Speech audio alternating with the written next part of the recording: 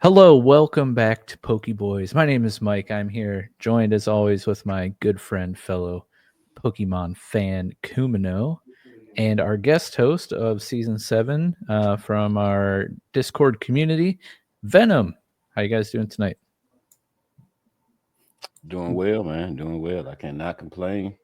As you see, I got the That's brace right. I thought off. something nice. was looking different.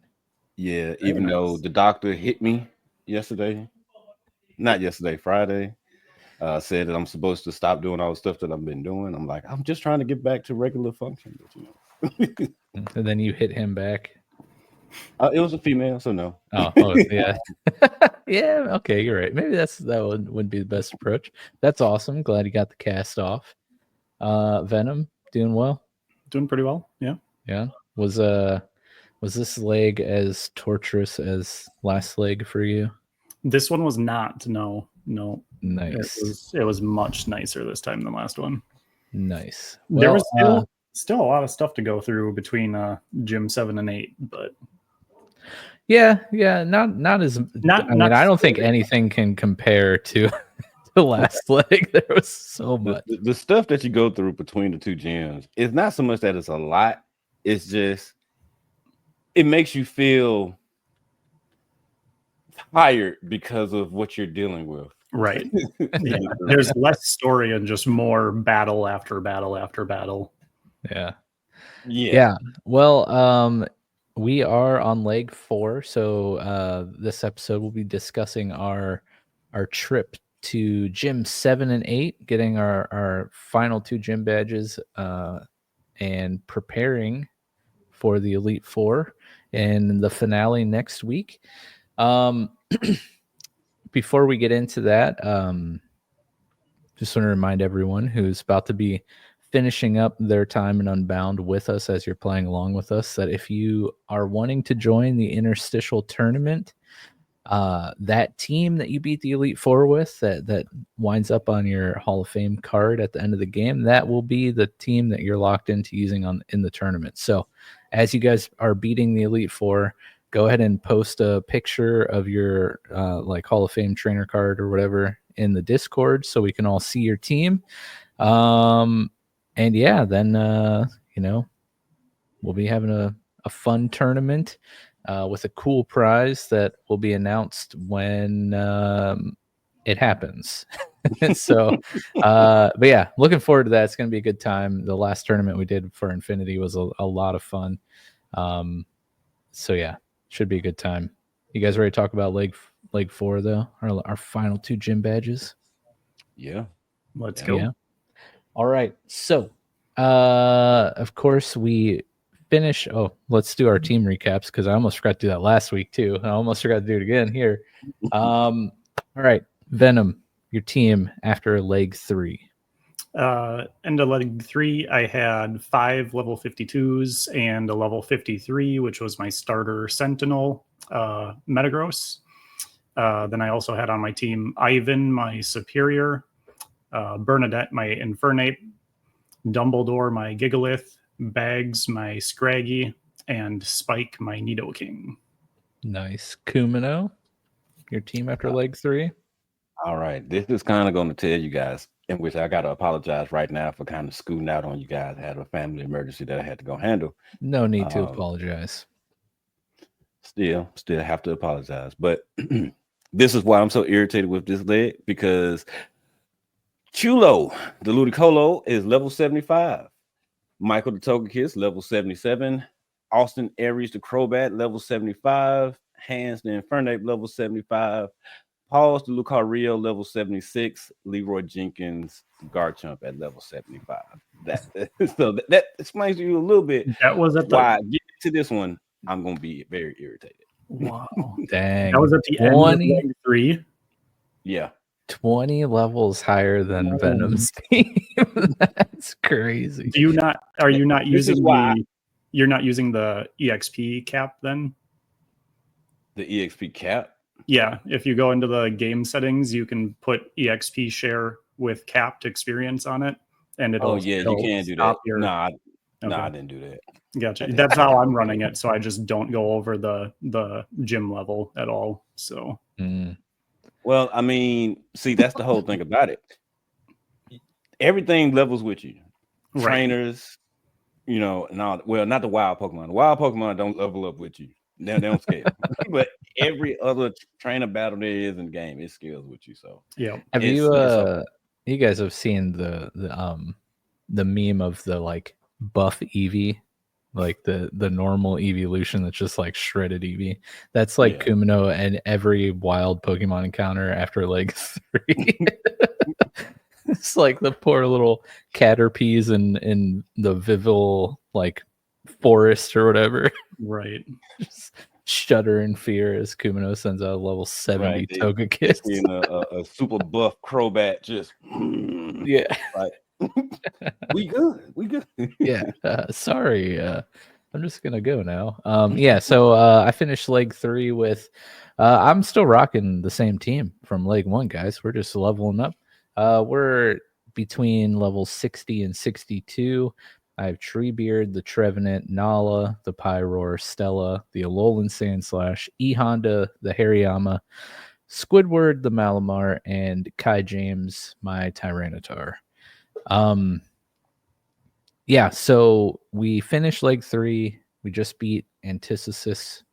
I hate saying that dumb city's name. It makes me feel like I'm not speaking right. We just beat up Big Mo. And we need to head to Seaport, I believe, which Venom, you mentioned finding rock climb, right? During leg 3. On Route 17, yes. Yeah, so I had not run into the construction workers there, apparently. Okay. So I had to like backtrack, found my way there and got rock climb. But did you guys do any sort of backtracking now that we have rock climb and can use it? Did you go anywhere, pick up items, look for TMs, any of that stuff? I did quite a bit before I went to Seaport. Okay, let's hear it. So I did a few of the Black Venom missions. I got an egg for beating the Science Society booster lady. No idea what's in the egg. Just I have, I think, 6 eggs in my it's nice. a Alolan grammar at the moment. Okay, yeah, not anything I'm interested in. So stuffed it in the box. It'll just sit there for a while. Then somehow ended up back in Crater Town. I found out that the guy in the Pokemart that trades Pokeballs with you will now trade Ultra Balls for Quick Balls. So I made sure to start heading there every day to turn over those for Quick Balls. Did you guys know that if you talk to the gym trainer or the guy in front of the gym, like when you first walk into a gym, after you beat the gym leader, he gives you that gym type's gem? Yes. Yeah. Dude, I didn't realize that until like. Do you not talk? 6. I always no in all of the mainline Mike, games, you just like, all right, I don't whoop butt, I'm out of here. Yeah, I was like, I talked to him before to get the water, right? But then I didn't talk to him after. They get new dialogue every time you beat the gym. You come back out, they give you a pep talk, whatever. Yep, but no, they give you the gym gem every time. So yeah, I just realized that like way too late in this game. Yeah, I think I'm pretty sure even the gym 4.5, I'm pretty sure the attendant gave you one there too. Yeah. Oh, the mega mansion. The mansion. Yep. Nice. Yep. So started trading Ultra Balls for Quick Balls, and then decided it was time to start doing a little bit of work on my team. So I went and figured out how to do the nature changing in the game. Which is go catch the 4 different forms of Deerling across all the routes, and then level them all to level 34 so they evolve into the Sawsbucks of each kind. So that's the reward. I wanted to mention that because I had to do that when I got the Infernape. Oh, did you? Yeah, I had to go do that, and I was like, because yours was shiny, wasn't it? So you couldn't even pick the one you wanted, right? Right. So. Oh my God! And then all of the Deerling are different level. And you got to give them to level 34. and Yep. just oh my god, this is why my level is so high, guys. Right. Well, and I'm running on the cap because I don't want my Right. team to be at all different levels because it makes the gym harder because they're based off your highest level Pokemon. Yep. So I want my team to all be at the same level. So I'm running with the XP cap on it, which just makes it so much easier to keep everyone at the same level. So did a ton of grinding because I think the lowest Deerling is maybe level 9. Level 9. Is that what it was? Yeah. Well, that was the lowest for me. That was it might it might be lower than that. I don't know. Right. I remember that because I think that they particular Deerling took me forever to find. Oh, really? Yes. You didn't use the Dex Nav? Yes. Oh, really? Wow. Yes. And the shaking grass would never be the Deerling. Interesting. Okay. That's exciting. Yeah, so ground through all of that, and then decided to add a new Pokemon to my team because I am now a high enough level to get the evolution. So my level 19 Noibat Echo has joined the team. Oh, nice. And then proceeded to need to be not level 19 anymore because I think it evolves at like level 54. Oh, geez. So that was 48. Is it for? Hang on. Right. Either way, that's pretty dang high. Yeah. Just be hanging out with a Noibat. Oh, it is 48. It is 48. I just didn't have time to do it at the end of last. Yeah, because Noibat and Noivern, like they're one of my favorite Gen 6 Pokemon. And I remember using it a lot. Dude, okay, so Pokemon community game on Twitch. Love playing it. Been playing it forever. I have the luxury of working from home, having multiple monitors. I have Twitch up all day while I'm working, just catching Pokemon. And in that game, they have trading and battling. And that game often develops like love for random Pokemon I've never used before. One of those being Noivern, I used for such a long time battling, and I loved it so much. I haven't had a chance to use one in a game yet where it made sense, but it's really cool that you're about to use a Noivern. Noivern's so sweet. Well, that's always the problem because you run into them so late into a game, and then they evolve so late. I mean, most mainline games you hit level 50 and you're basically done with the game already. So was super excited to bring him onto the team. I think her onto the team. Spent between the Deerling and getting Noivern up to speed was quite the long process. Did just a little bit of backtracking, but I really didn't do any exploring at this point. It was really just I had a couple of missions I needed to get done while I had time. So Kumino, what'd you do? I backtracked. I went to Belling to grab the TM that's up there on the mountain. Grab that. Found out that it's another cave called Icy Cave. That's below Belling, where there's a raid in and a Regigigas sleeps. Yeah, so you got to come back with the other Reggie, well, the other 3 Reggies, Reggie Ice, Reggie Rock, Reggie Steel, to awaken it. Okay. So I'm assuming that's post game, but it was pretty okay. Got some stone tablets unlocked. The one in Frost Mountain was very, very funny. I enjoyed it because you have to sneak up on the Aggron, and if you don't sneak up on it, it's gonna roar, and its roar gonna send you across the water. Oh, nice. Yeah, so that was very fun. And I did a couple of raid-ins. I got a Bomb of Snow, and got the Bomb of Snow Ice, if I wanted to use it. But yeah, that was pretty much it. Oh, also found the Solgaleo, the Z crystals for Solgaleo, Lunala, and Pikachu. Yeah, nice. Yeah, I forget which Z crystal I found, but I found one. I can't remember which one. They're throwing a lot of the gimmick stuff in this one, but the Z crystals they added pretty late. Yeah, but that's my thing. Like, it's specific Z crystals like, yeah, we got the Cosmo, but unless you're using it, in which in our tournament we unable to use legendary, so I'm pretty sure ain't nobody really using it. Right. You're not going to use one of those Z crystals unless you got a Pikachu this late in the game because you like Pikachu. You're not using the Pikachu one, and you can't find the regular ones, or at least I haven't found the regular ones like Fire, Ice, and stuff of that nature. Yeah. I think they are just all specific Pokemon ones. Yeah, I put in our Discord chat that like about halfway through this leg or something, I was like really feeling like maybe after we finish this, I'll backtrack maybe before the Elite Four, just go through and find everything that I've been putting off, try to complete some of these side missions and stuff. We'll see if that you're gonna have a real fun time then.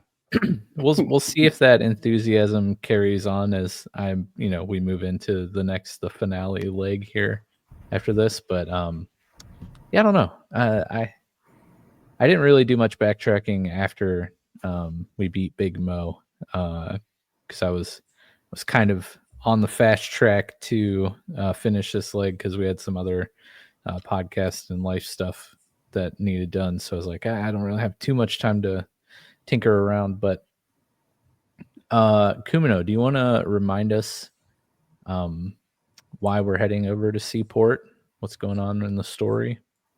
We're going to Seaport because we need to get to Crystal Peak because that is where the ancient weapon, ultimate weapon, there we go, ultimate weapon is hidden.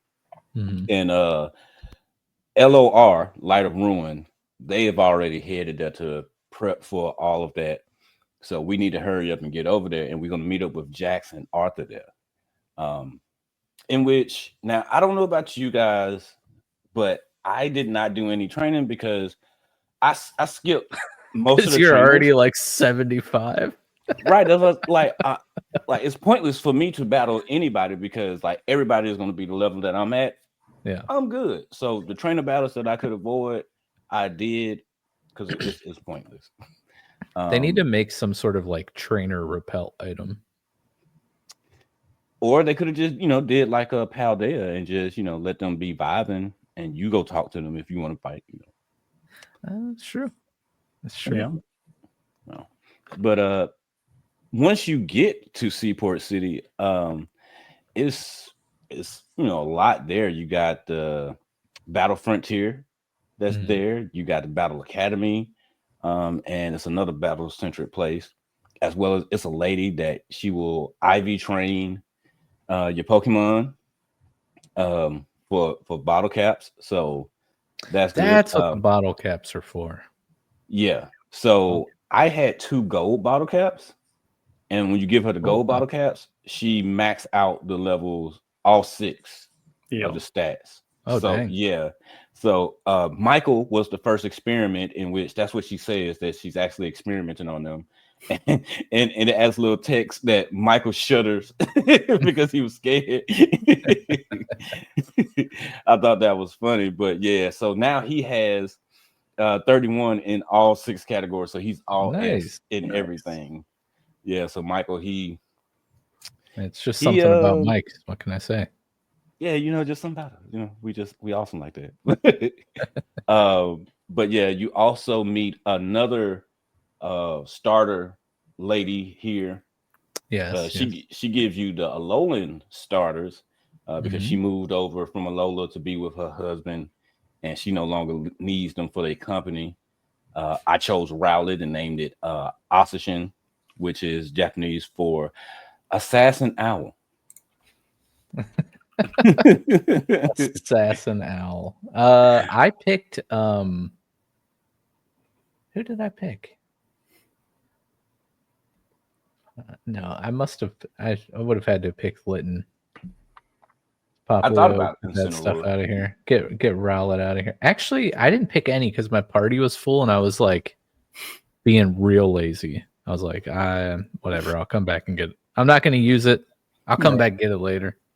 Did you pick? Do you remember who you picked, Venom? I went with Poplio because I already had Superior and Infernape on the team. So, but it went straight to the box and I haven't touched it. So, right. And see, I thought about training it up, but then something happened, and this is when my frustration really kicked in, because I was a little bit frustrated after the Big Mo fight. Okay. So I just need you guys to know that I did this.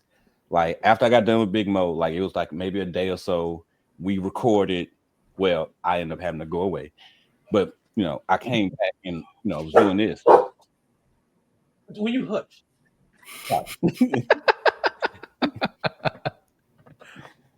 But the Big Mo gimmick irritated me a bit.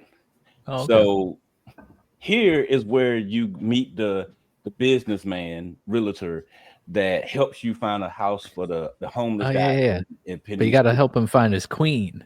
yes. Right.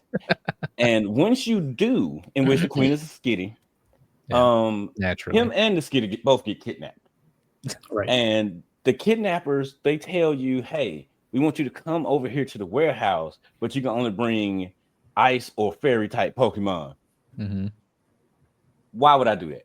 Why would I sign up to give you an advantage over me? Why would I do this? So I did it. Like, did you do it? I did not. No, I did it. Okay. I said, fluff the guy and his kitty. And I went, I got the ride from the dude on the pier, talked to Jax and Arthur as they talked to the dude to get the tickets to get on the SS hand. We talked to the other sailor because not the SS hand, but the SS, whatever they call it. Yeah. And we got on the boat and we went to Polder Town.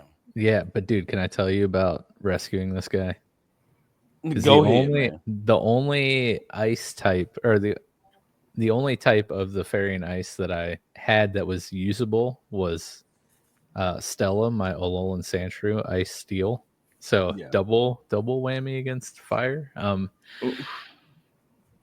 But I was like, you know what? I'm playing on easy. I could probably just still just blow through this with just Stella. Like I'll just go in one Pokemon, take care of business, rescue this dude and his skitty. Dude, it took me hours because I kept getting wrecked.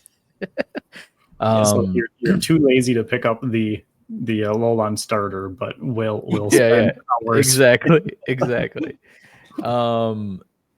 But halfway through, you encounter a static Mimikyu, which I then caught and then was using on my team because fairy.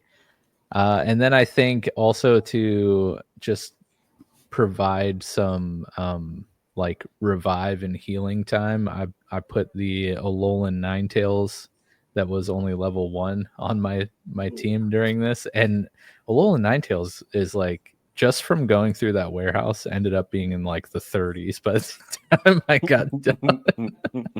So I could have picked an Alolan starter and fully evolved it just going through this stupid warehouse. Yeah, because when you get them, they're level 35, 45, something like that. There. Oh wow, it actually would have been kind of useful. Yeah, because when I got the Chimchar, I think that was level 30. So but man, let me tell you, after beating the warehouse though with just Stella and the Mimikyu, it's like when you beat a boss in Dark Souls or Expedition 33, and you're just like, I did it, which must be exactly how you guys feel beating any of the hard trainers or gym leaders, and doing it on hard mode. Right. I felt so accomplished. But yes, I wasted way too much time trying to rescue this guy and his skitty. Man. Yeah, so like I said, it wasn't worth it. And by this point, I'm tired. It definitely was not worth it. Yeah, I'm tired of all of the adversity gimmicks they throwing at me at this point. And I'm like, I get it that y'all wanted to make the game interesting and hard, but all it's doing is irritating me, and I'm not enjoying it anymore. I'm gonna look up real quick though what the reward was for that quest. Oh, he just gives you to go tell the guy, hey, you can live here now. Yeah, but do you not get something for the homeless guy moving in? I mean, I guess he is homeless. What would he be able to give you? Does the homeless guy move in right away? Because there's more than one house, isn't there? Or is that the only one? I don't know if it's more than one, but I know that he moves in essentially right away. But like you said, the home, I don't know what you get per se. I was looking at it on the guide, and they were just like, yeah, now the homeless guy has a place to live. And that's essentially it. So, you get your Good Samaritan, Yeah, feeling. you know what? I felt good, and I caught a mimic you, and I did something for a guy that was down on his luck. He's just on a bench, sleeping on a bench. Like. Yeah, I'm sorry. No, I'm sorry. I don't mean to be evil. He you the ice Z crystal. But so that's where it's at. Still not worth it. Right. Still not worth it. Still not worth it. Especially consider what you're going up against, with the Light of Ruin mainly having fairy. The next 2 gem is water and bug. I can use it on Stella though, right? I mean, but like, how many times are you just gonna be like, oh yeah, I'm gonna use Sub-Zero Slammer, because the opponent is weak to it. I love that name. Sub-Zero Slammer. Let's go. Took me back to my Pog days. Anyways, Polder Town. Oh, I did actually quite a bit more again. Oh, okay. Let us know. Because we got to Seaport, and I got another item that I was very, very much looking for, which was the Super Rod, because I can now go back and catch one of the other Pokemon I want to add to my team. Okay. So we also find out the Battle Frontier. Our dad helped build that, of course, being the great person that he is. Someone in town says Arrows helped build the Battle Frontier. So just one more thing that our dad has been involved in. But what a guy. Yep. So I get the Super Rod and then go back to the Vivil warehouse, which is where we had to battle the Light of Ruin. Mm-hmm. And that's where the shadows had come in and blown up the side of the base and everything. So the whole basement's flooded. With the Super Rod, you can catch a Delmise. So I caught myself a Delmise and named it Grim, and then proceeded to need to level that up like 20 levels to add it to the team. So I have now added Echo, my Noivern, and Grim, my Delmise, to the team. Nice. Very nice. I've never used one of those. Me neither. Also, it's Ghost Grass, so how do you catch it with a Super Rod? So I actually went in when you encounter the first one with your Super Rod, it is then searchable with the Dex Nav, and so then you can surf to find it in there. I mean, it's an anchor. So it always drove me nuts that that's not like a water. Yeah, it's a it's grass ghost, and then it has an ability that also makes it steel, and it exists in the water. So it doesn't. I can get the grass though, because like seaweed, like okay. Yeah. But no water type just makes me sad. Yep. And very confused every time I encounter this thing. But it was basically a super, super, super rare encounter. So even with the Dex Nav, I was just surfing back and forth, just trying to use the Dex Nav, and every 2 minutes or so, one would pop up, and you'd have to quick make it over to the waves before they disappeared. Have you used one of these before, Delmise? I had a Delmise very briefly in one of our Nuzlocke earlier seasons, and I'm pretty sure it died shortly after. So I was excited to get one on my team once I realized that it was actually kind of a beast, and then it died, I'm pretty sure, early on. So I was super excited to actually try and use one for part of a playthrough. So nice. Anything else? I did a little bit more exploring at that point, and just found a couple more TMs. found the ring target item and the eject button item, which is basically like the red card I used in Infinity. So, What's but the otherwise, ring target? then I went back. What's that? What's the ring target? Ring target makes it so moves that would not normally hit whoever the holder is can now hit that holder. So say I put it on my Delmise. Delmise would normally be immune to normal or fighting types. Normal and fighting types could then hit you. So it's not something you necessarily want to use yourself. You'd use it with someone that can put it onto an enemy. Okay. And then you could start to hit it with other moves. So interesting. yeah. That's really cool. That's some like deep level non-mic strategy right there. I've never used one before. It's such a specific thing. Yeah. It's cool it exists though. Right. All right. Polder Town. All right, Polder Town. I put in here. I saved the game to take a break. This is after they told me about the Skitty and the dude. I had to calm myself down. I come back and I decide I will only focus on what needs to be accomplished: the downfall of Lighted Ruins and Aklove, or however you say his name. Mm-hmm. A woman on the. Oh yeah, I already told y'all about that. So yeah, Polder Town. Now I can actually grab my team member that I've been wanting the entire time. The whole reason that Chulo had joined the team was because I could not ascertain this Pokemon without coming to this specific place, and that is Rotom. Okay. Yeah, so I immediately hit up the house where you got to go on a quest because all the children that were glued to the TV set.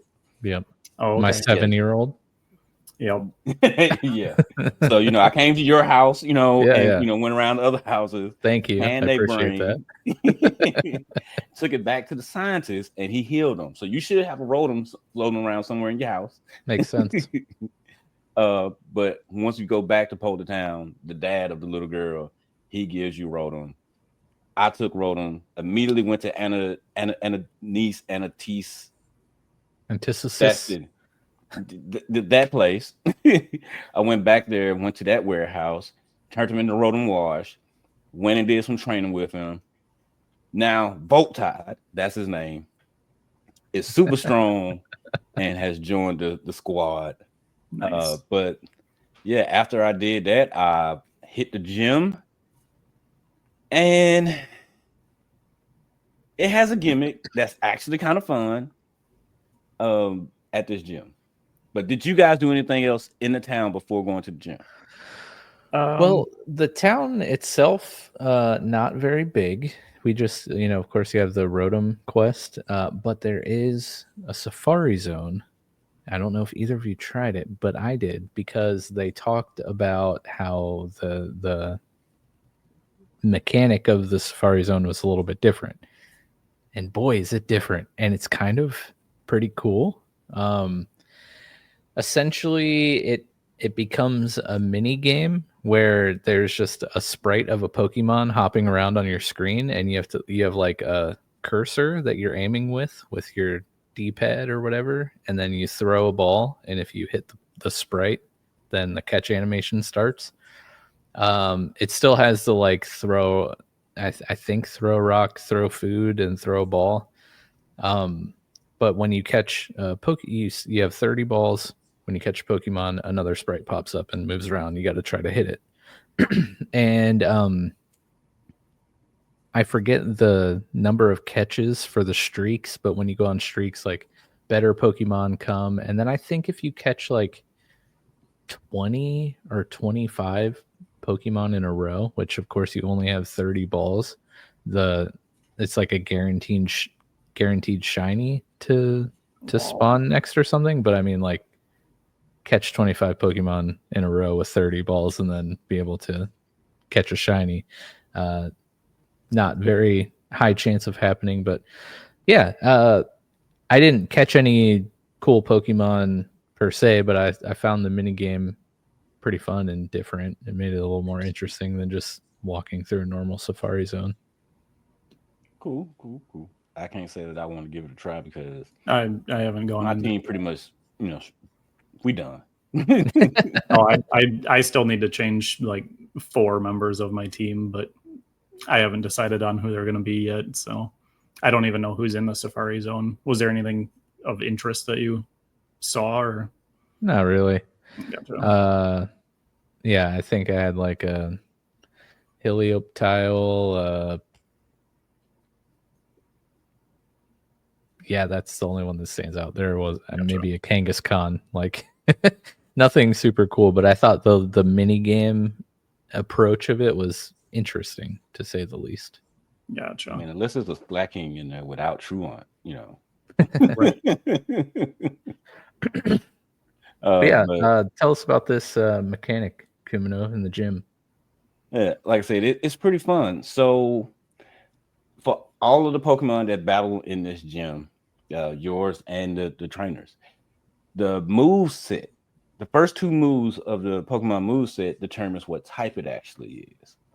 So that's actually pretty dope right there. But luckily for me, I have this weird thing where every so often, well, more often than not, I actually move around my Pokemon moveset, Mm-hmm. and I have their type up at the top. So I was like, oh, so I don't need to do anything. So I'm good because like I wasn't going to switch that typing around.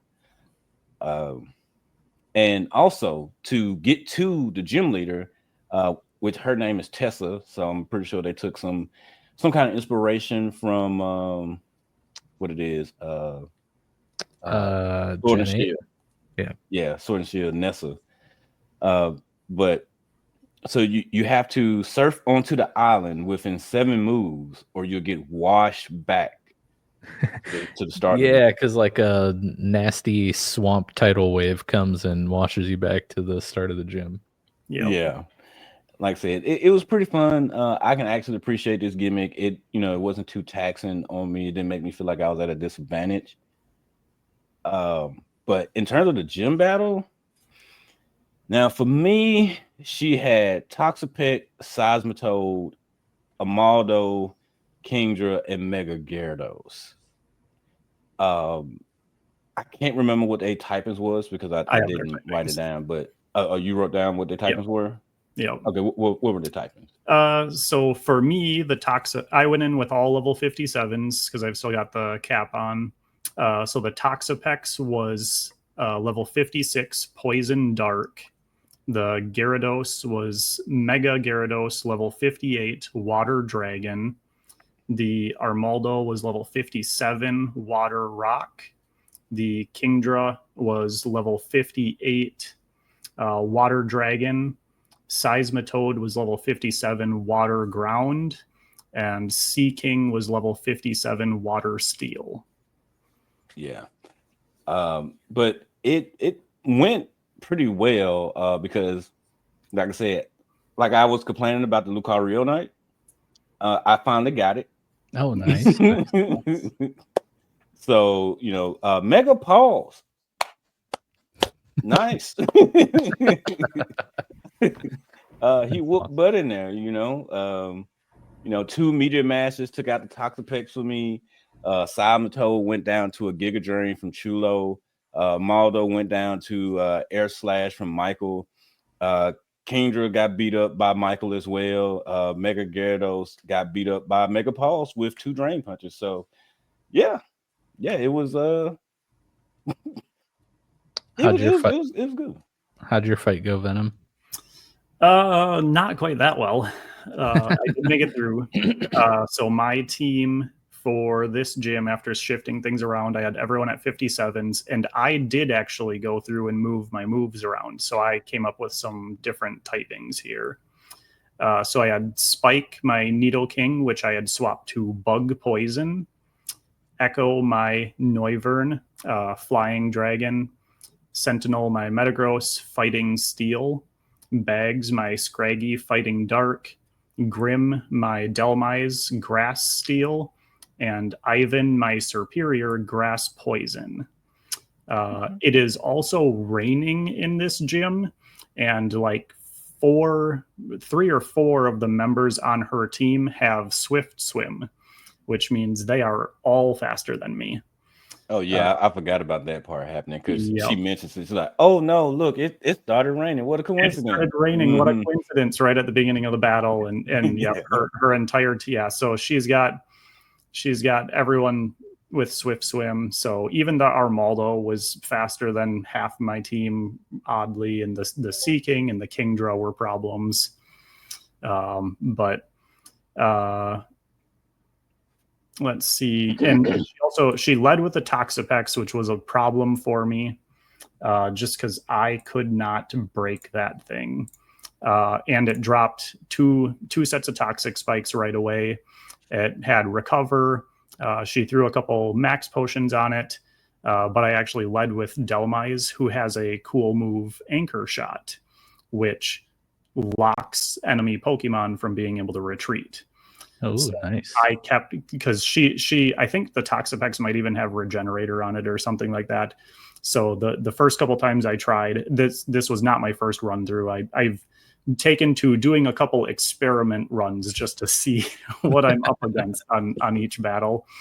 I was having trouble because she'd come out, drop the toxic spikes, take some damage, use some recovers, then pull the Toxapex out. Toxapex would go back to full health, and I could never kill it. So I finally settled on catching it with the Anchor Shot, keeping it locked down, and eventually was able to kill it with a bunch of heavy slams from my Delmise.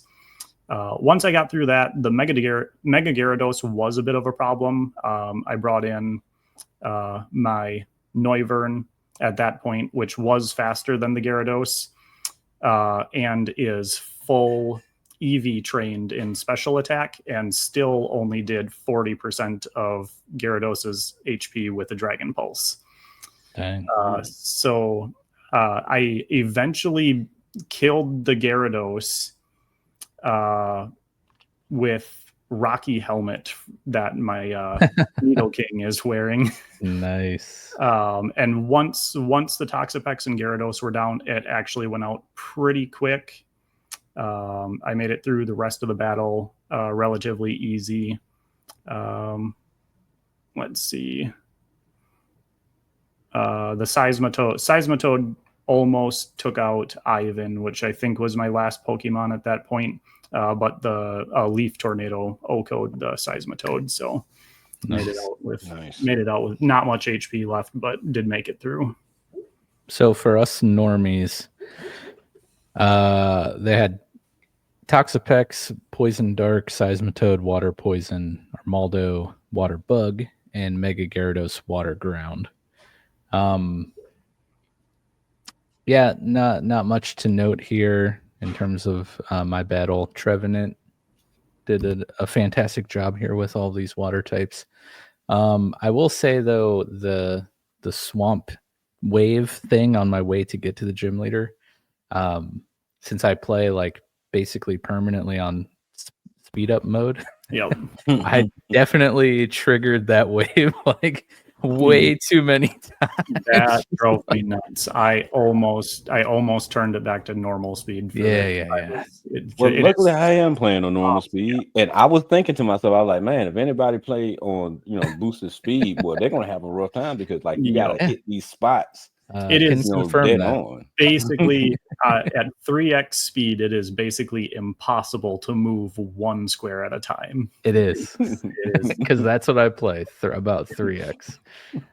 So yeah, there were a lot of start overs, and then I was like, all right, we're gonna play normal until we get to the gym leader, then we'll boost it back up. Yeah. Yeah, I thought it was cool. I'm always a fan of like a swamp aesthetic. I think this gym was a pretty cool idea. The type swap was really interesting too. And and I know Jared, shout out Jared. He kind of flew through Unbound before I think even before we started recording it. He was probably like halfway done playing, I think. Yeah. But I vaguely remember him like being triggered and shouting about like something about type changing, and I think this must have been the gym that he was talking about. But yeah, Which, like, cool. I Cool mean, gym. it's nothing to complain about because, like, it gives you the opportunity. Like, if you talk to the gym guy at the front, he lets you know, and you know, all you got to do is go, oh, okay, well, let me move my moveset around and give myself a bit of an advantage. Right. You know, even if you want to play blind, you still can do it for for your team to try to guesstimate what she might be having. Yeah, and that's why I'm kind of doing the go in and test things, because I'm still only looking up. Well, at this point, I don't even have to look up the levels because I've got the level cap on, so I know my Pokemon are just going to stop leveling when I hit that cap, and I've already EV trained everyone, so it doesn't matter anymore. So I'm going into the boss battles blind on all of these. So I actually did. That's how I ended up switching some of my Pokemon around on typings and whatnot, is based on the first couple battles that I did with her to see what her Pokemon were going to be. Yeah, so see, not too bad. So Jared, you know what I'm saying? Like, I feel had like you actually took your time and paid attention, you wouldn't have had no problems, Jared. Jared, well, he is notorious for just button mashing through these. But I'm wondering if this was maybe what he's talking about, or the inverse type gym. Maybe it was that one. This I one don't was remember. way more fun than the inverse type one. Jared, comment, let us know which gym right. were Please you let us know. were you triggered by. But yeah, so after we beat Tessie here, we get Waterfall. And we get to progress the story because, of course, we had to hurry up to, stop everything at the ultimate weapon at Crystal Peak. But of course, we can't hurry up because we got to get Gym Badge. So, games, you guys got to figure out how to make the pace, the urgency of the story with having to acquire Gym Badges. It's still a sore point. Yeah, they have Jax make a joke about that, saying, that's the story of your gym career, isn't it? Pretty much, yeah. But yeah, what do we got to go through? Coots Bog to get to the waterfall. Take us up to Crystal Peak. Unfortunately, I actually don't have anyone who can surf or use waterfall. So, I have Needle King who can surf. I have no one that can use waterfall, which I do not find out until I get to the waterfall. Same. Well, no, that can't be true. So I must have someone who can surf, but I definitely had no one who could use waterfall, because I got to the waterfall and I'm sitting there mashing A, and I'm like, come on, please. Just clicking on the waterfall. It's like trying to go up the waterfall and it just shoots you back down. And it's like, okay. Well, I'm sorry, because me and Chulo, like, we just rolled through that thing, and then I don't think Garchomp would have been able to use waterfall, but I definitely could have surfed on it. Dude, I just love the idea of you riding on the back of a Ludicolo up a waterfall. Right, you know what I'm saying? We got the boombox playing, we dancing through the water and stuff. I love it. Yeah, so I had to go swap somebody onto the team here so I could get through this portion. So I swapped out Stella, the Alolan Sandshrew, and put it was what's oh my gosh, why can't I pop? No, Pinlup. Pinprup? Which one's the first stage? Piplup is the first stage. Yeah. Okay. Yeah, Piplup. So I threw him on the team, and he's nicknamed Palp, of course, because he becomes an emperor. Yes, and I'm on a Star Wars kick, so Emperor Palpatine. So of course it's just natural. But yeah, so Piplup was, I don't know, 30 maybe, I think, around that level when we get him. But yeah, so he made the squad as my waterfall donkey, or in this case penguin, and I actually tried to make like an earnest attempt of training him during this little section here. not sure that I was going to actually replace Stella with Palp here, but I was like, maybe, I don't know, maybe this guy will impress me. Spoiler alert, he didn't really, and he's still like, even though I tried to like focus on mainly using him, he was still like 6 or 7 levels below my team by the time we get through this. So I was like, I don't feel like wasting the time to train this guy up. But yeah, for a quick moment here as we ascend Crystal Peak to try to stop the LOR at the ultimate weapon, Emperor Palpatine was on the squad. Well, that's nice. What did you do? Shout out Venom, to sorry, Kumino. So I went back. I had to look up who even learns Waterfall and do I even have anyone, because I have not caught Pokemon in 2.5 legs at this point, outside of the couple that have made it to the team. But it turns out Araquanid can learn Waterfall. And so the last I had used Araquanid as at the end of leg 2. So it's at level 36 in my box. I, of course, have no idea how many waterfalls we're going to have to go through. So I take Ivan, my superior, off the team, throw Sandy, my Araquanid, on the team, and grind it from level 36 to level 54 before progressing across the waterfall. Okay, that's what's up. Yeah. What was it? It was something. Oh, the Valley Cave puzzle, stone tablet. I went and got Jupiter and turned it into a Arachnid to go do that. Okay. Stone tablet. So yeah, it's pretty okay. Like, Right. I wanted to keep it on team. I had thought about it for a brief moment. I was like, I really want to use one, but I just don't know that it's going to make the team.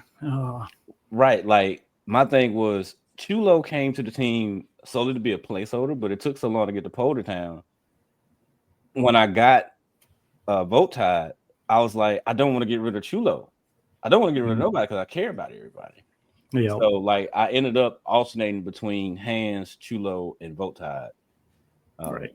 You know, because I'm like, I love these guys. You know. Yeah. Like, This has been a difficult playthrough because you can't, especially.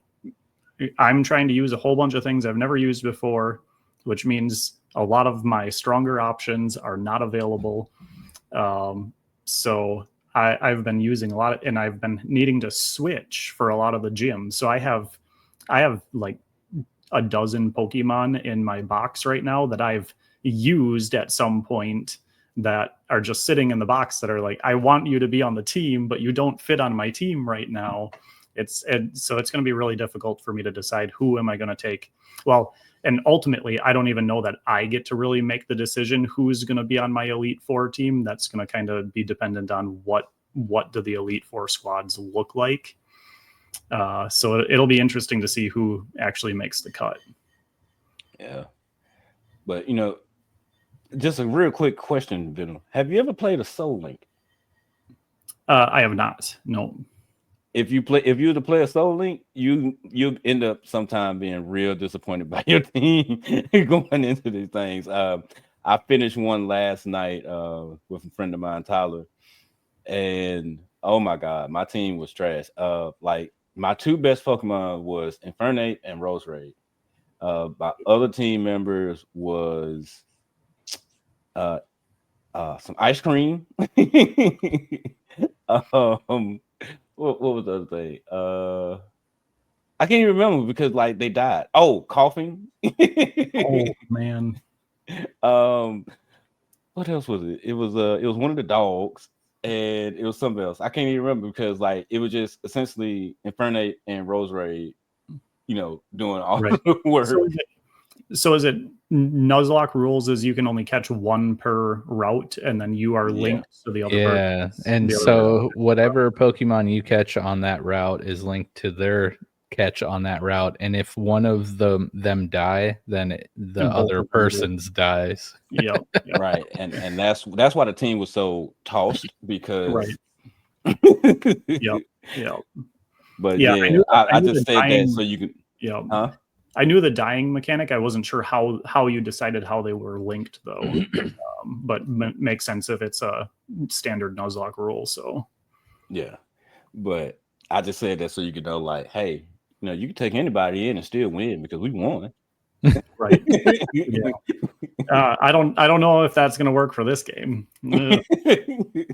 I'm guessing miracles can happen. I'm guessing I could not go into the Elite Four with a level 74 coughing and expect to make it very far.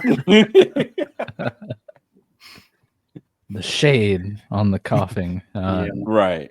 Yeah. So, yeah. What happens in Crystal Peak, Kumino? All right. So, once you find you somebody to get to the top of the waterfall, and you make it through Coates Bog, which is just a simple route, some platforms and grass and little swamp water.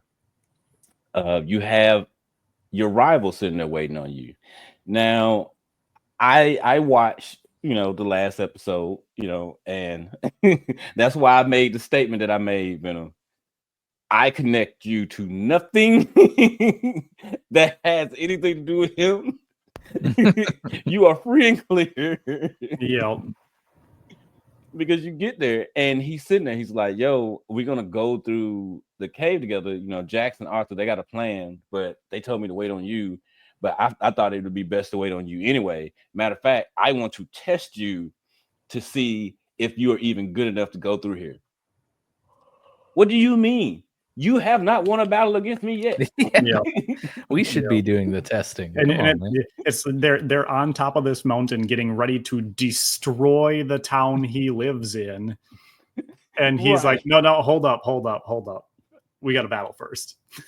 Right. So it's like, what are you doing, my man? But yeah, so it's just a simple battle. He has his normal team: Toucannon, Vaporeon, Haxorus, Mamoswine, and Tyranitar, Mega Tyranitar.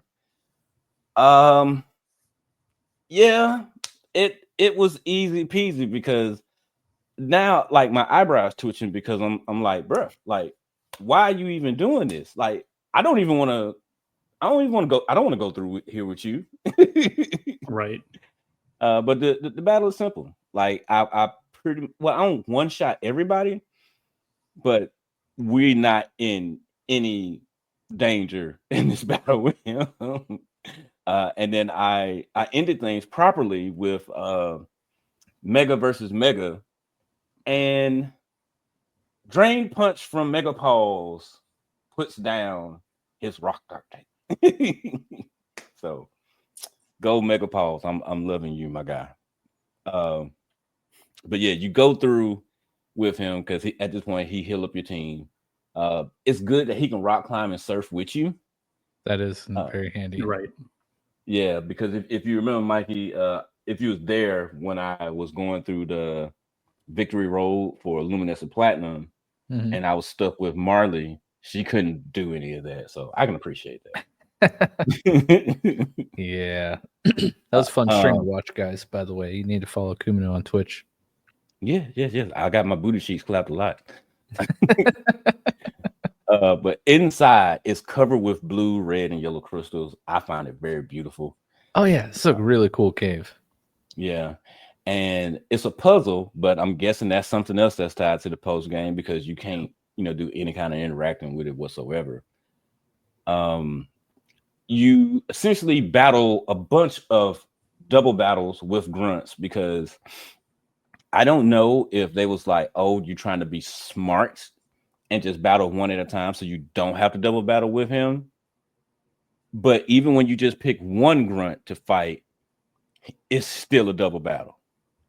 So that irritated my soul. Like, why? I don't want to do this. You forcing me to use only half of my team, and I don't appreciate that. But once you make it to the third floor, Aklove has had Hoopa set a trap where the Pokemons of Ideal and is it Ideal and Truth or Ideal and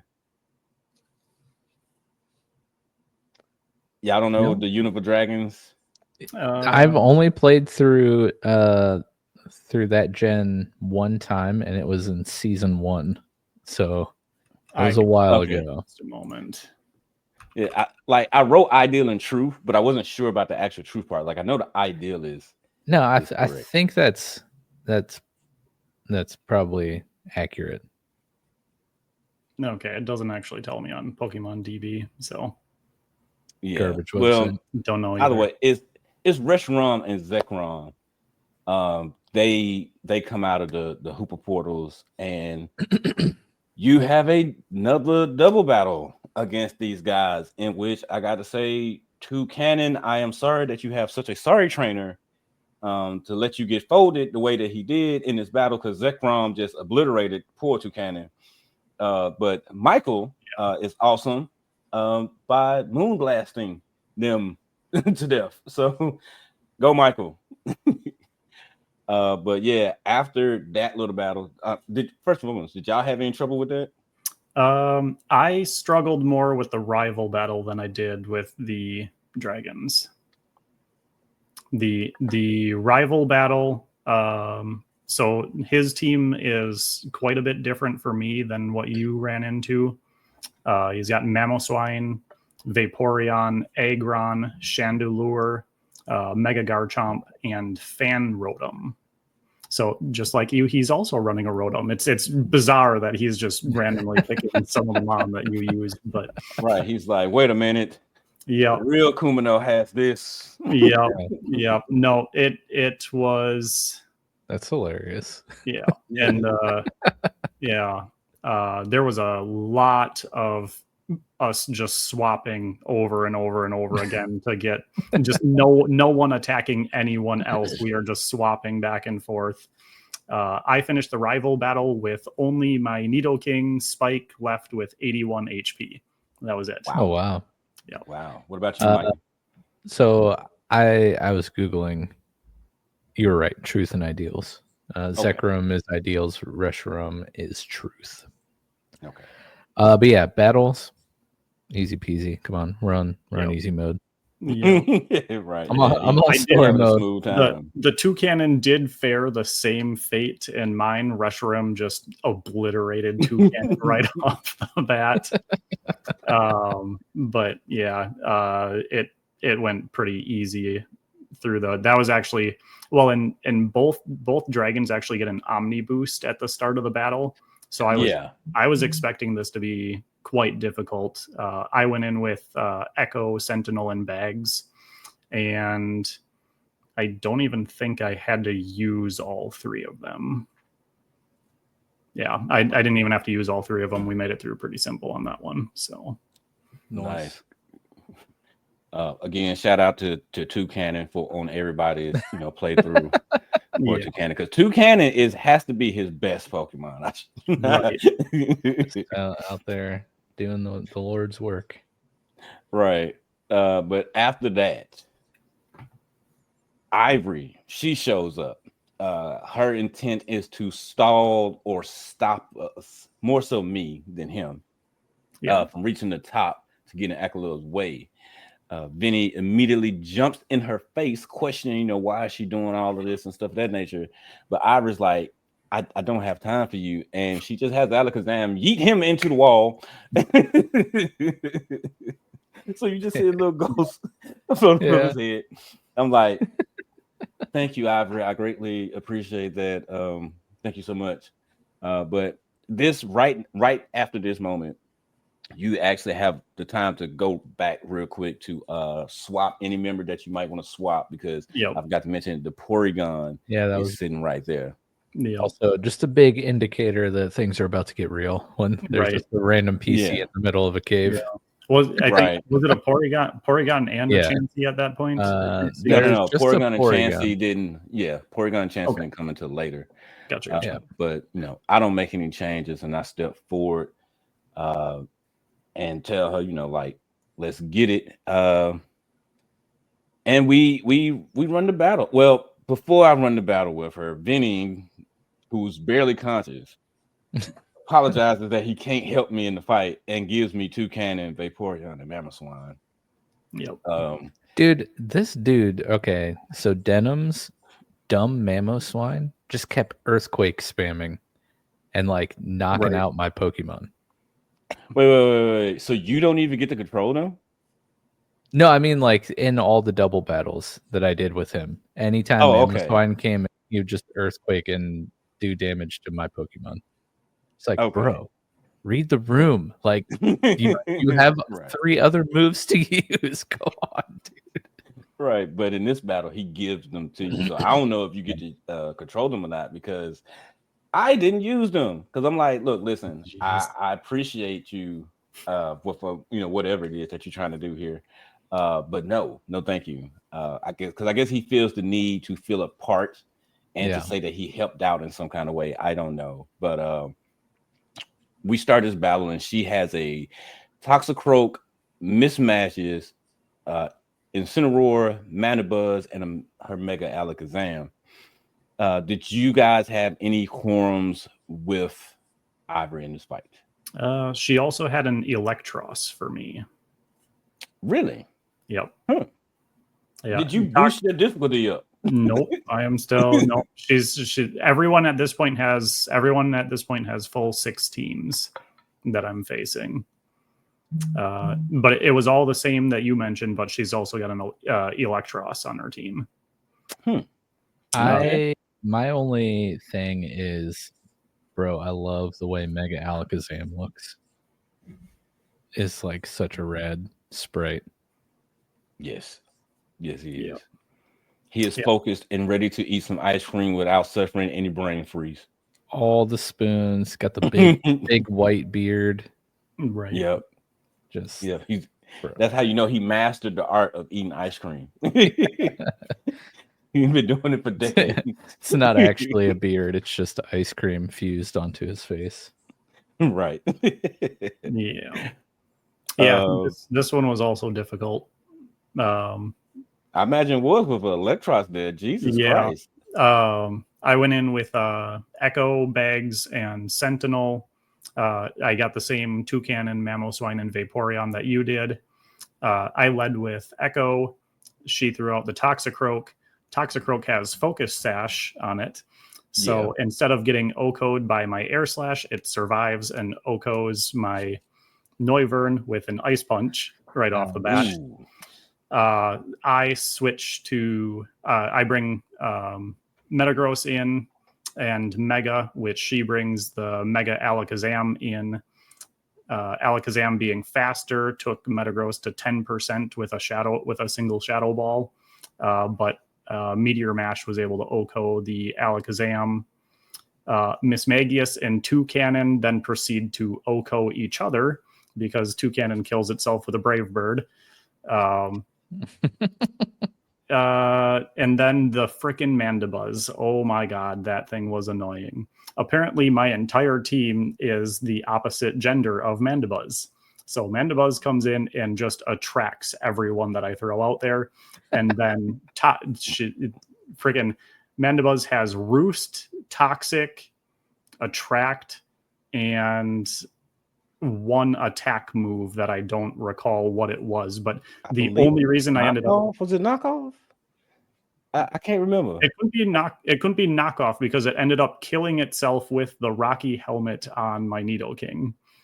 That's the only reason I was able to kill it, is because it managed to kill itself. But my entire team is all toxic at this point. I'm getting attracted every time I bring someone in, so I have to freaking swap them back out, back and forth. Which makes sense because Mandibuzz is just the cutest Pokemon I think I've ever seen. You know what I'm saying? Yeah. So sexy. So sexy. Yeah, definitely. So I make it through this battle with Sentinel at 21 HP and Mamoswine at 60%, but toxic poisoned. Nice. So, wow. It was a rough battle. Yeah, Mike, you said it was easy peasy for you? Yeah, she had Mismagius, Incineroar, Mandibuzz, and Mega Alakazam. I have Kai James does a lot of work here. We have Mismagius Ghost, the Fire Dark, a nice Rock Slide. Of course, Mandibuzz flying. I mean, yeah, Kai James just kind of handles Ivory at this point. Just Mega Evolve that. Shoot some big old dark pulses out. Nice. Just Yeah. straight wreak havoc. That's right. Well, for me, I had Michael, Austin Aries, and Leroy Jenkins. So that's Togekiss, Crobat, and Garchomp. Like Venom said, the Toxicroak has a focus sash, so it took 2 air slashes to get Toxicroak out of there, in which Michael ended up surviving the ice punch. Oh, right, barely. He was in the red. He was in the red. But you know, feeling the pressure, you know, Ivory sends out her ace, Mega Alakazam. But Austin Aries lands a crit crunch. nice. Yeah, crunch. yeah. So it sent it to the Shadow Realm. Nice. Leroy Jenkins came out to handle Incineroar, but she swapped that out. So Manabuzz missed the Mega Earthquake because I Mega Evolved. So I brought Michael back out, and Manabuzz roosted for some reason. Interesting. Don't know why. But see here, that's why I can't remember what movie did. I just said that they went back and forward because the Manabuzz was tanky and kept living the Moonblast. But it finally, you know, stopped, and they finally got packed up like a lunchbox. Incineroar got folded like a patio chair to the Mega Earthquake. And Miss Madges was her last hope, but couldn't live up because a crunch sent it to the upper room. And that was it for Ivory right there. And I did not use any of Vinny's Pokemon because at this point he is irritating the heck out of me. But she admits that, you know, she tried her best to stop us. But she said the preparation should be complete at this point, and the remaining grunts should be enough to hold us off long enough. And I immediately I'm like, so let me get this straight. So I just battled Reshiram and Zekrom, a fight with Ivory where I had to use half of my Pokemon. And you mean to tell me it's more grunts? I'm like, I wrote this. I'm upset. I'm like, and then Vinny decides to hop up and he's like, come on, let's finish this. But it's like 1, maybe 2 more grunt battles, double grunt battles, but nothing major.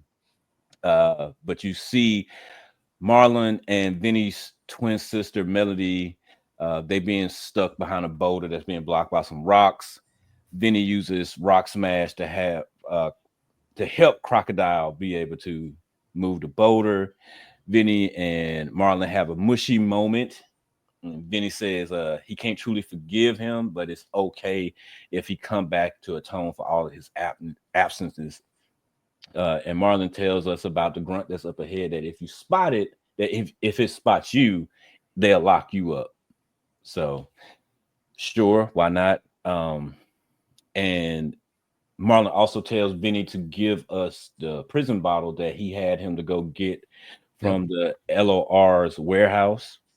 And then we go ahead and we leave. You push a boulder in front of that grunt and you're just able to walk past him as if he cannot see over the boulder. Yeah, no, I love that. Right, how'd this boulder get here? Right. He's like, oh, well, I guess I just sit here. But this ain't the last funny part, guys. So once you go up, this floor is empty because it's just for you to, you know, walk through, heal your team, and make whatever adjustments that you want to make. This is where the Porygon and the Chansey are sitting at. But once you walk out, you are right there. You're at the top, and you see Jackson Arthur sitting there next to some grunts by the stairs, and then they call you over, and y'all just go ahead and talk about y'all plan. The grunts are sitting right there, like. Matter of fact, I meant to actually share because I took a screenshot of it. So I'm gonna share that in the Discord in our group chat. That make sure that it's up somewhere so everybody. Yeah. You're like literally 1 pixel away from the grunt. Yeah. Right. Like they looking at each other, so I'm pretty sure they probably like, yeah, I don't care. I'm just here for the paycheck because whatever. The other dude's like, nah, I'm here because he said that he was gonna kill my family. So I don't care what they do, Yeah. But yeah, while this is going on, Ivory comes out saying that she made the preparations and integrated the Shadow Warriors into the ultimate weapon. Aklove goes on a spiel about how the ultimate weapon probably got here and all of this stuff, and he's ready to activate it. But Jax runs up, throws out his Gastrodon, and Aklove is like, "You fool! Why are you back here? How in the world did you even get away? From where did he send us? The distortion world. Yeah. Distortion world. Yeah. So he says, you know what? It's no matter. I just have Hooper send you back. And he has Hooper open up a portal, but Jax hops on Gastrodon's back and says, use sticky hold to keep me here. And Gastrodon's sticky hold is tough because he did not budge. Yeah, dude, that slug helped him out, bro. Right, Gastrodon. That's why you always been my homie. Pretty smart plan, though. Yeah, right. It is. I'm pretty sure Arthur's doing, because you gotta remember Jax is about as useful as Vinny is. But so Jax calls us over. We step up. We come walking in like like the bosses we are. Yep. Straight up to Hooper, and Aklove has Hooper to face us while he faced Jax, and tells Ivory to go ahead and activate the weapon. But Marlon and Vinny, they come out to hold Ivory up. So now you have this battle going on with everybody being, contained. Yeah. But Hooper summons Rayquaza. And so it's, just you versus Hooper and Rayquaza. Mega Rayquaza. That's right. Mega Rayquaza. And Hooper Unbound. Yeah. Yeah. That's right. Oh, and they get Omni Boost. Yeah. The Hoopa gets Omni Boost. I don't think the Rayquaza does. I love Rayquaza do get the Omni Boost. Each time they come back, they do? I don't know if it's each time, but I don't think each time they come back they do. Maybe the first time it does, yeah. And I love Rayquaza comes back if you beat it right. I love the setup though of this scene where like you have all of the battles happening like beside you. Everyone's taking on one of the admins or whatever. It's really cool. It's really cool. Right. Just and keep in mind, those grunts are still standing back there. They're just like they're watching. They got their popcorn as like these mythical and legendary Pokemon are just duking it out on top of this mountain. Man, that must have been rowdy. Yeah, but did you guys have any trouble in this battle? No, this one was actually pretty. Once I figured out don't kill the Rayquaza because it just comes back over and over again. Bingo. Because Moonblast and Dragonclaw, Mega Dragonclaw wiped out the Rayquaza. So when it came back, because Hoopa, it lived the Moonblast. So it came back and I was like, what the heck? But luckily in that turn, like nothing happened. So like, because Hoopa can't heal itself. So another Moonblast and another Dragonclaw, battle's over with. Yeah, it was pretty cool. Not difficult, but was really cool to see those Pokemon for sure. Right. Yeah, I made it through that with only 3 Pokemon being used. So that one went pretty easy. Yeah. So nice battle right there. The Hoopa wasn't actually attacking me. It just kept trying to use Protect every single turn. It literally used Protect 5 turns in a row. Dang. So I would just attack the Ray. I kept bringing bags back out to hit the Rayquaza with Fake Out, so it couldn't attack me. And then Hoopa was only using Protect, so I would just damage the Rayquaza and then Focus Fire on the Hoopa on the next turn, then Fake Out the Rayquaza again so it can't attack me, and then was able to take out the Hoopa after like 3 or 4 attacks. Nice. Okay. It used this disappearing move, whatever it's called. I can't remember what it's called. The disappearing move. That's the move that he used on me. Gotcha. But yeah, so after that fight, Hoopa goes out of control. Start just shooting portals everywhere. So I'm imagining this is probably going to have some kind of effect for the post game because portals are just flying everywhere. But we use the prison bottle to, take his power away, and it turns back into the nice, I guess, lovable little rascal, tiny Hooper. Yep.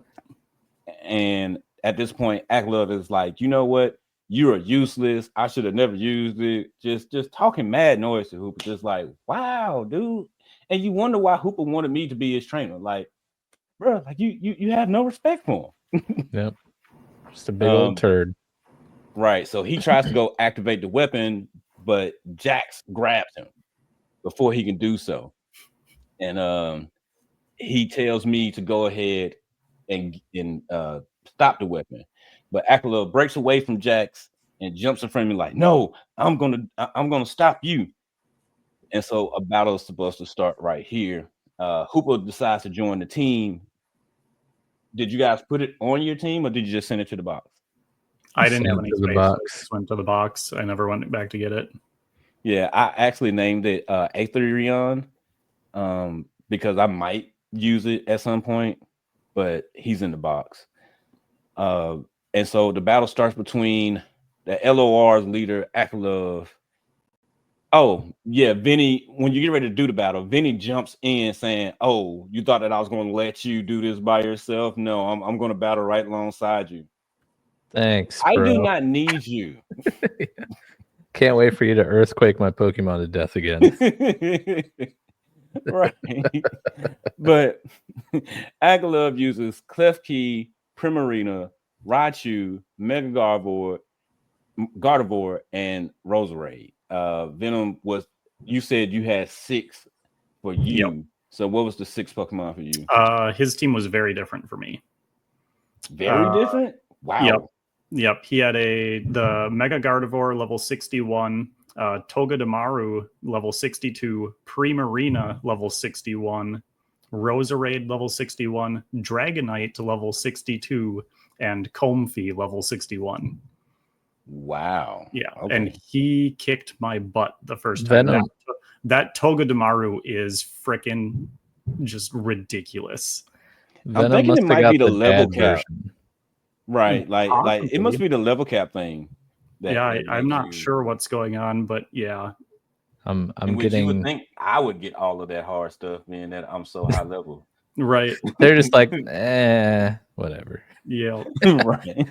I'm just getting like Bushido flashbacks where Dad's like, "You guys can't surf as soon as you turn the game on." Like, what do you Right. mean? This is the opposite effect, though. I just Right. I'm never able to surf. I'm out there on a little paddle board, like trying to keep up with you guys surfing away on your Pokemon. Right. Then Sharpedo comes and eat the little paddle. Yeah. Takes a chomp out of the board that I'm floating on. Oh, but yeah, the fight is, it's a back and forth fight. At this point, I had stopped taking real notes because I'm irritated with Vinny at this point.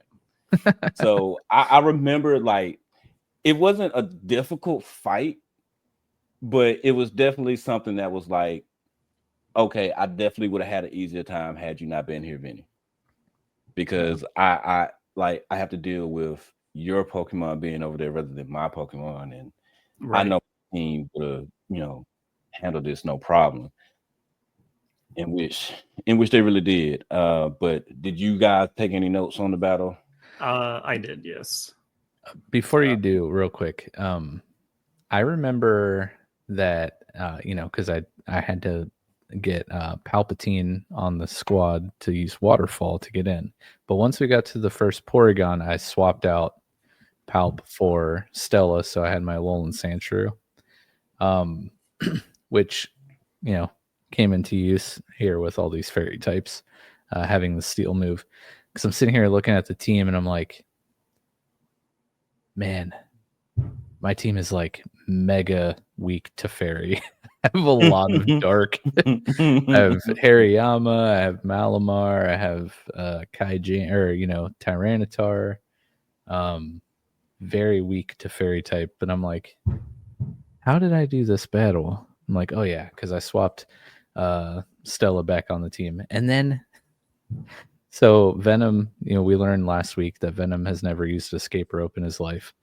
After this battle, I used escape rope, got to the bottom of the thing, and then went to like, I also don't have any Pokemon that can fly, by the way. So I get to the bottom of the cave and I go to like leave, but you have to waterfall down the waterfall. Yeah, you need waterfall to get down the waterfall. But I still have Stella on the team and not Palpatine. So I had to go all the way back through the cave until I got to the Porygon. Then escape Oh rope my again and waterfall down the waterfall. Dude, I was so mad. Oh no. Oh, well, at least you didn't have to fight. That's true. Or did That's you not true. have any repels too? No, I had repels. I've but not used yeah. it yet either. I So was so Yeah. mad. But yeah, Venom, go ahead and give us the highlights. yeah, so it took me 2 tries for this one.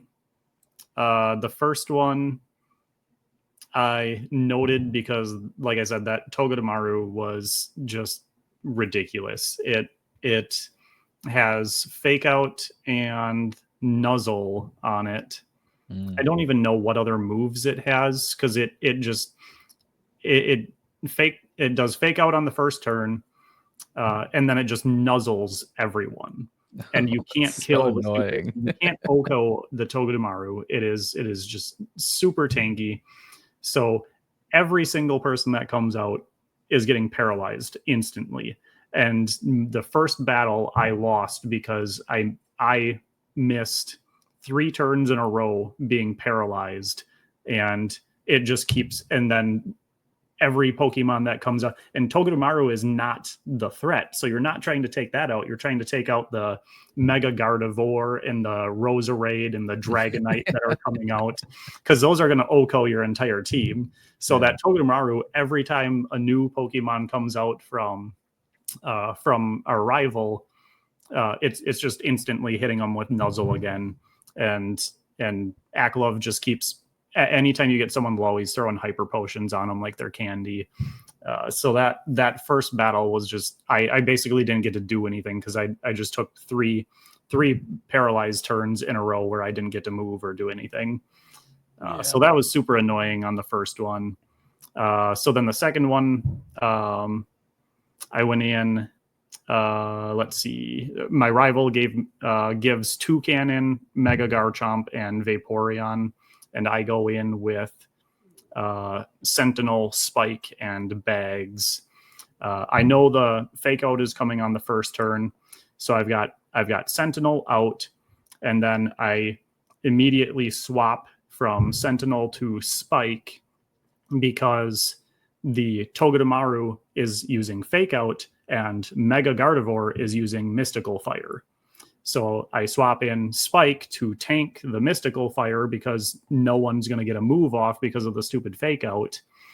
So then I have to swap back to Sentinel right away. Toucannon takes Nuzzle from Togedemaru. Toucannon had used Brave Bird on the Gardevoir, so Gardevoir wastes a turn taking a Hyper Potion. Sentinel, I Mega my Metagross, and I'm able to Oko the Gardevoir. The Togedemaru hits me with Nuzzle now, and Dragonite comes out and takes down Toucannon. But knowing my experience with the last battle, I waste a turn to use a Paralyze heal on my Sentinel, so I'm not stuck. Then Mega Garchomp came in, and between the 2 Megas on our team, we were able to clean up the rest of the battle. Nice.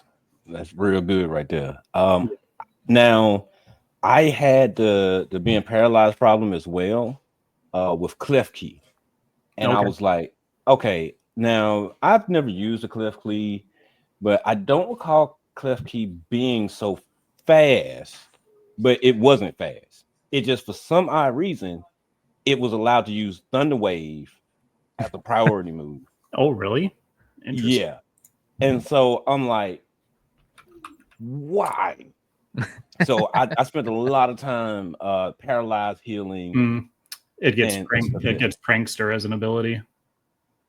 Okay, that got to be why then. Yeah. But yeah, and I'm just like, oh my god, like that. Like I remember that, and it was so irritating. And it was the last Pokemon to go down because, like you said, like everything else was a threat. You know what I'm saying? Right. The Primarina, the Mega Gardevoir, the Roserade. You know, like those were the threat, you know, but Jesus Christ. I remember it, but like I didn't take any notes on it because like I said, I'm upset the fact that the devs are making you take these battles with him. Now, just a little side tangent. Y'all realize y'all haven't truly built our relationship with this guy, right? Right. He's somebody that comes along, says that he's looking for his parents, he wants to fight you, and then he's gone. You have no real relationship. This time spent is not anything to build a relationship on. So maybe y'all loved him because y'all created him, but I have no love for him. You're wondering sometimes if Marlon and Ivory had the right idea, but there you go. Because back in the cave while you was talking, while Marlon and Vinny was talking, like Melody, she's just in the back of the cave, just spinning around. Just did you go and talk to Melanie at all? No. If you go and talk to her, she says, I'm not sure why Kay, Dadon, and mine. I'm not sure why my rival believes this guy, but I'm not just gonna sit here and think this guy is my dad just because he suddenly shows up. So she doesn't actually even believe that Marlon is their dad. Oh wow! Right. So she basically got kidnapped and taken to this cave and thrown in jail by someone that says he's her father. Right. That's awesome. Yeah. So she's like, I don't even care. What is going on? Yep. She probably moves out soon after this. Right. Oh yeah. Shout out season 2. Use Klefki in the type draft. Yeah, the one and only time that I probably will ever use that Pokemon. But yeah, so we beat Aklove and prevent him kind of. Not really from using the ultimate weapon. Right, because he goes crazy. He shook after the loss and he's wondering, you know, like why. And so he tries to go and activate it. But Jack stopped him. But why Jack stopped him, the machine fires off anyway. But this time, instead of it being red, it's blue. And it hits Driscoll Town. Power of love. Right. And so everybody's wondering what's going on. Out walks Zeph and a little boy. Right now, hold on. So Aklove asks him, "What did you do to my machine?" And Zeph goes, "Well, I modified it to use for its original purpose, and that's to bring back to life. And I fired it at Driscoll Town." Now, keep in mind, now this little boy that he has with him is his son. His son was buried in Driscoll Town. The question is, so you got here while all this commotion was going on, modified the weapon, it fired, you flew to Driscoll, grabbed your child that had just currently been resurrected, and came back and hid behind a rock. Okay, sure, why not? I'm thinking it's Arthur. Yeah, you know? He's on the Jax Arthur plan. Right. Right. But yeah, so Ivory, she hearing all this and she's like, wait, Aklove, you had no intention of sticking to the plan? He's like, of course not. I was gonna leave you to be the fall person for this, and I was just gonna fly away. Like so, bam, and he just flies away. In which I'm trying to figure out what he flies away on because he did not have a flying type on his team. So no. Don't know where, you know. Hey, Metagross can fly. I mean, you know, a Dragonite on my team. He had Dragonite. Well, yeah. For you, Dragonite can fly, but for me, he had to fly. Yeah, I'm not sure what he's got. He just held on to Klefki. Yeah. Yeah. But yeah, so Ivory, she shook, and Zeph tries to apologize to her about all of this stuff and said that he had no time to actually get multiple blasts off because they Aklove, he says they only had enough power from the Shadow Warriors for one shot. And so she shook. Marlon and Vinny tries to talk to her, but she's not trying to hear it, and she flies away to go off and be by herself. Arthur shows up now with the police, in which I feel like they should have been here, but you know, whatever. And so Zeph he steps up and he has a big moment and says, you know what, hey, take me, leave Marlon because it was all on me. And Arthur's like, you know what, you were vital in stopping the machine from doing what it did, so maybe we can work something out. But you're right, Marlon, you're free to go. And so Zeph leaves his son in Marlon's care, and they head away. I'm like, okay, Zeph, big props up to you, man. I feel you. Vinny and Marlon, they go to have another mushy moment. All right. But in this mushy moment, Vinny says, I want to show you how strong I am. I am going to battle you. But Kumino, you are going to help me battle my dad so I can show him how strong I am. Where does this make sense at? Yeah. I can't show you that I'm strong by going to get somebody else to help beat you up. Like what? Yeah. No. So another forced double battle that I do not take notes on because at this point I am so upset. Yeah. Dad, watch me use Earthquake on my teammates' Pokemon. Aren't you proud? Yeah. That's why he wanted you to join, because he's like, look, I can do a 3v9 battle by killing all of my teammates. Yeah. But after you win that fight, well, first and foremost, of course, you didn't have no problem, Mikey. Venom, did you have any problems with this fight? I did. I learned from the Aklove battle. So this one, the Togedemaru of this battle is Sableye, which has Will-O-Wisp. So instead of dealing with Paralyze every single turn, every single Pokemon that comes out on the field is getting Will-O-Wisp immediately and getting burned. So dealing with the stupid Sableye kind of sucked. He also had Tentacruel. His Mega was Beedrill. Then he had Crocodile, Dusknoir, and Swoobat. The Dusknoir, I remember being a problem because it knows Poltergeist, which I had never heard of as a move before, but apparently it got added in the Isle of Armor in Gen 8, which makes your item attack you, which apparently Metagrossite does a lot of damage because it OHKO'd my Metagross. Yeah. So the Dusknoir was a little bit of a problem. And the Sableye burning everyone over and over and over again was a problem, but I did make it through the battle pretty easy. So yeah, I just remember teaching Michael Dazzling Gleam over Moonblast, and just Dazzling Gleam and everything, because I'm like, bro, I don't even want to deal with you helping me. But I can't remember if nothing to note actually happened because I was more frustrated than anything. Like I'm just pushing the button at this point and talking to myself. Nice. But yeah, after that, essentially he goes to say, hey, well, now that we're done with all of this, why don't you go take on the gym challenge? Because the Burris champion seat is empty. And once you become champion, I'll come visit you. Bro, do not come see me. Leave me alone. I'm going to get in that chair and you're going to not come see me ever, please. Yeah, there's no way you're going to make it through the Elite Four, bro. Yeah, right. Like, not at all.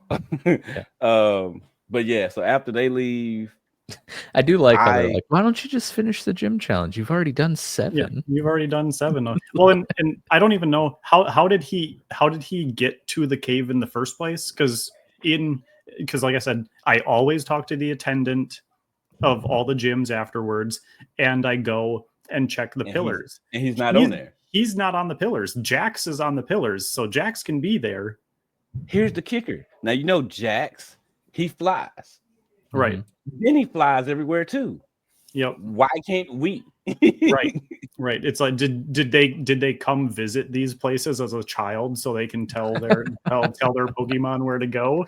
Like, because you can't fly there if you've never been there before. But obviously, they had parents and we didn't, or something, I guess. So I mean, in the case of Crystal Even though Peak, our it's dad one of those built like places the that's entire kinda, region. Right, but our dad Right. disappeared when we were 1, so I guess Right. that makes sense. But with Crystal Peak, it's one of those places where you go fly there.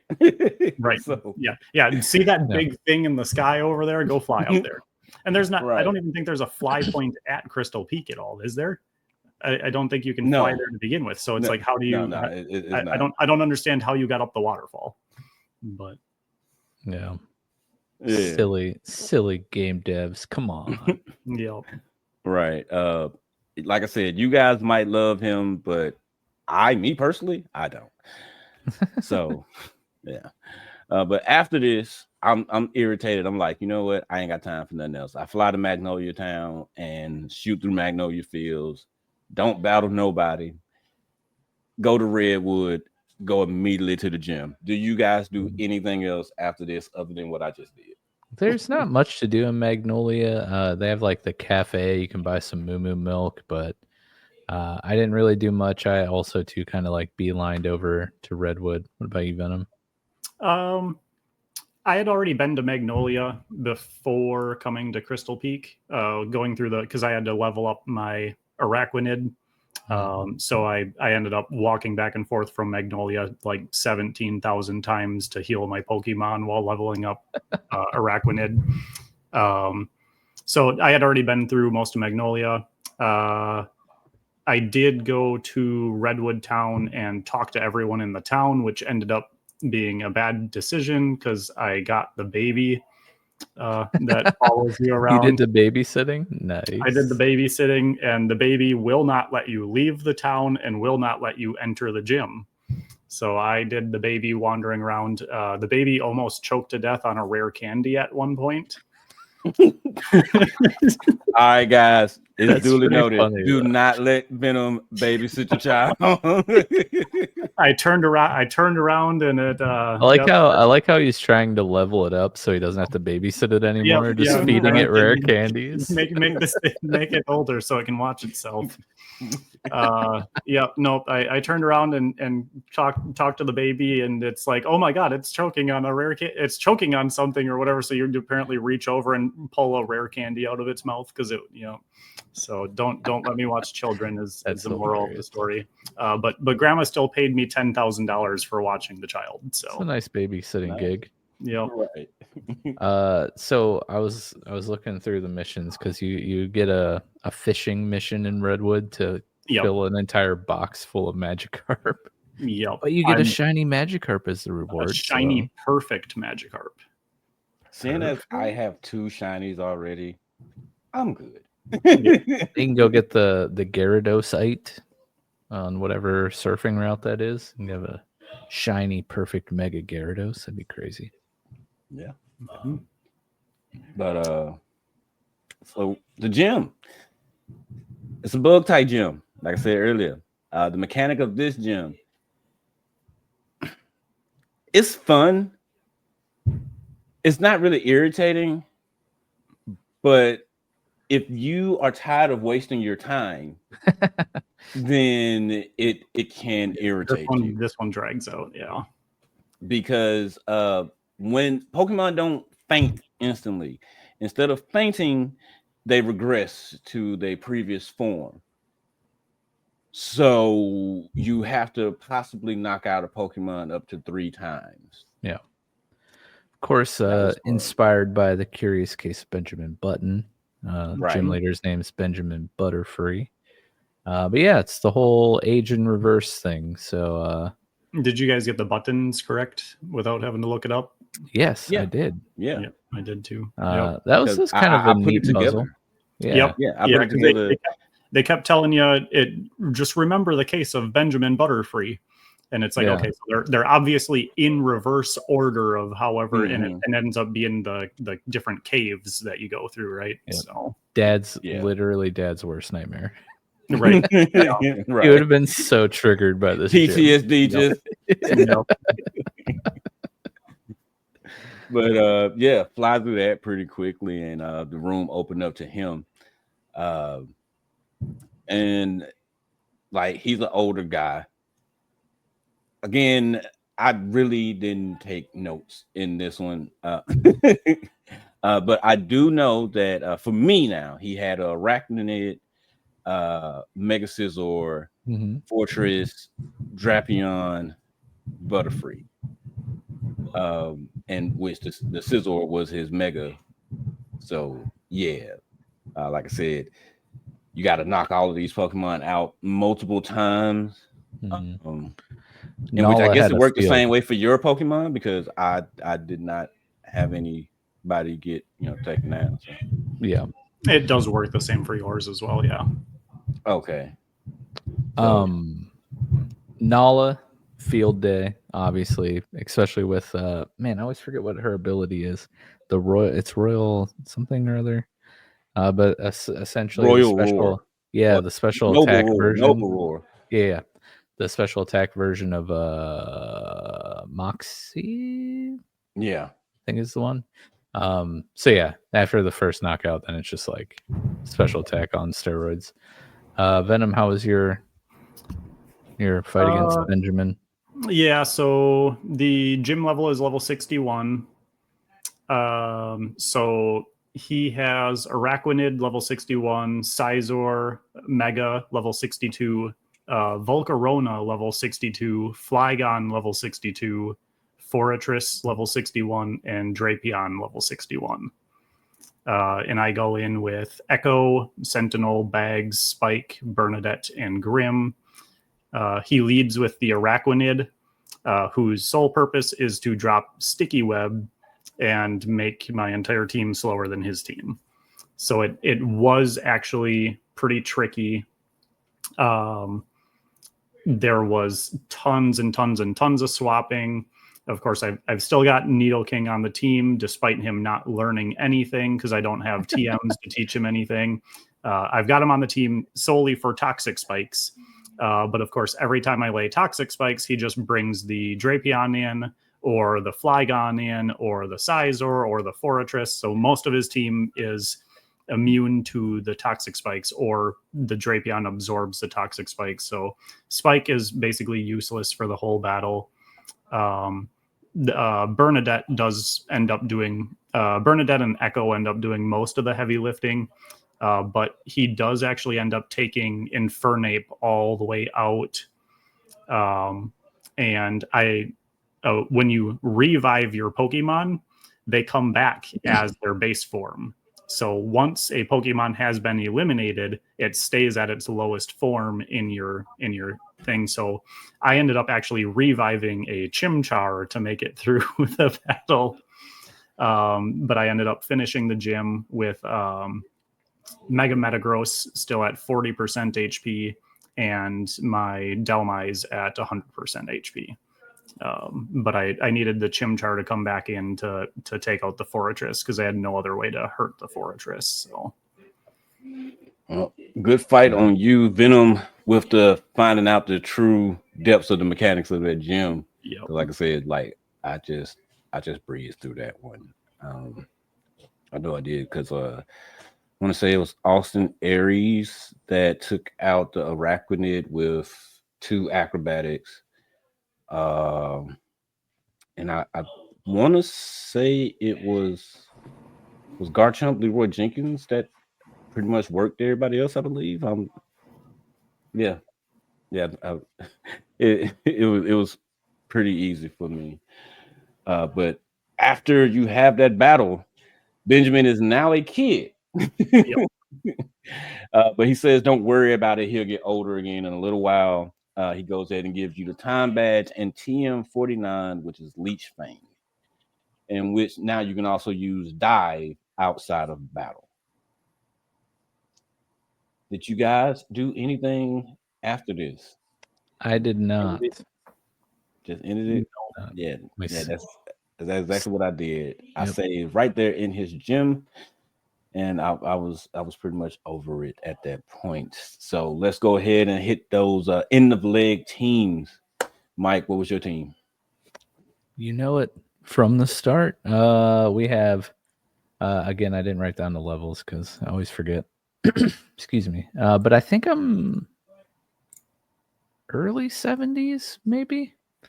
Trevenant, Treebeard, my Trevenant, Nala, my Pyroar, Stella, the Alolan Sandslash, E Honda, the Hariyama, Squidward, the Malamar, and Kai James, the Tyranitar.